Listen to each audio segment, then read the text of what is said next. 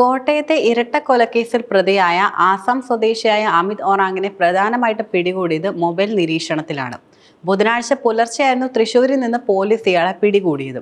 Phone location കേന്ദ്രീകരിച്ചുകൊണ്ടുള്ള അന്വേഷണത്തിന്റെ അവസാനം ഒളിവിലുള്ള പ്രതിയിലേക്ക് police എത്തിച്ചേർന്നു. കൊല്ലപ്പെട്ട വിജയ്കുമാറിന്റെ ഭാര്യ മീരയുടെ മൊബൈൽ ഫോണുകൾ പ്രതി എടുക്കുകയും ചെയ്യുകയുണ്ടായി. മാത്രമല്ല, ഇതിലൊരു മൊബൈൽ ഫോൺ ഓൺ ആയിരുന്നു. ഫോണിൽ നിന്ന് ഗൂഗിൾ അക്കൗണ്ട് ലോഗൌട്ട് ചെയ്യാനുള്ള ശ്രമത്തിലായിരുന്നു ഇയാൾ ഫോൺ ഓൺ ചെയ്തിരുന്നത്. ഫോണുമായി ഗൂഗിൾ അക്കൗണ്ട് സിങ്ക് ചെയ്തിരുന്നത് ഒഴിവാക്കുക എന്നതായിരുന്നു ഇതിന്റെ പ്രധാന ലക്ഷ്യവും. ഈ സമയത്ത് തന്നെ പ്രതി എവിടെയാണെന്ന് പോലീസിന് മനസ്സിലാക്കാനും കഴിഞ്ഞു. കോട്ടയം ഇന്ദ്രപ്രസ്ഥം ഓഡിറ്റോറിയം ഉടമ, തിരുവാതിക്കൽ ശ്രീവത്സം വീട്ടിൽ ടി.കെ. വിജയ്കുമാർ, ഭാര്യ ഡോക്ടർ മീര വിജയ്കുമാർ എന്നിങ്ങനെ 2 പേരാണ് വീടിനുള്ളിൽ ക്രൂരമായി കൊല്ലപ്പെട്ടിരുന്നത്. ചൊവ്വാഴ്ച രാവിലെ ജോലിക്കാരി രേവമ്മ വീട്ടിൽ വന്നപ്പോൾ കൊലപാതക വിവരം അറിയുകയും ചെയ്തു.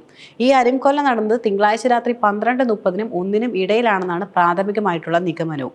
മുൻവൈരാഗ്യമാണ് കൊലയ്ക്ക് കാരണമെന്നാണ് പ്രതി നടത്തിയ കുറ്റസമ്മതം. ഇയാൾ നേരത്തെ വിജയ്കുമാറിന്റെ ഓഡിറ്റോറിയത്തിൽ സെക്യൂരിറ്റിയായി ജോലിയും നോക്കിയിരുന്നു.